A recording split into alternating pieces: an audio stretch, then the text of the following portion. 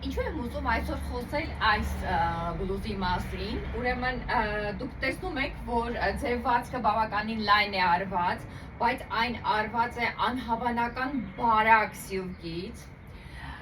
Ընդհանրապես մի հատ ստերեոտիպ կա, որ լիքոտ կանայք ընդհանրապես խուսափում են լայն հագուստներ կրելուց եւ նրանք հնարավորին չափ աշխատում են ավելի գրկած, մարմինը գրկած հագուստ, բայց ասեմ ձեզ, որ դա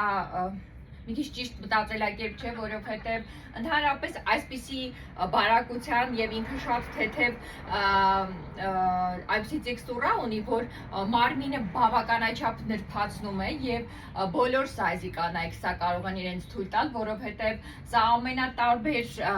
կոմբինացիաներով կարելի է հագնել, չափազանց գեղեցիկ է եւ չափազանց հարմարավետ եւ դուք կարող եք եւ սովորական օր հագնել եւ կարող եք առիթի հագնել, այսինքն դուք վճարելու եք մի ապրանքի համար, որը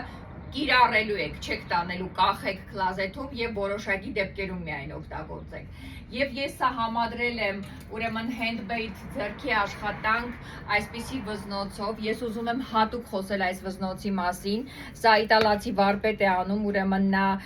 բոլոր ամբողջ բնական քարերով է արված, չափազանց գեղեցիկ է եւ դուք կարող եք շատ հագուստերի հետ սա համադրել եւ ունենալ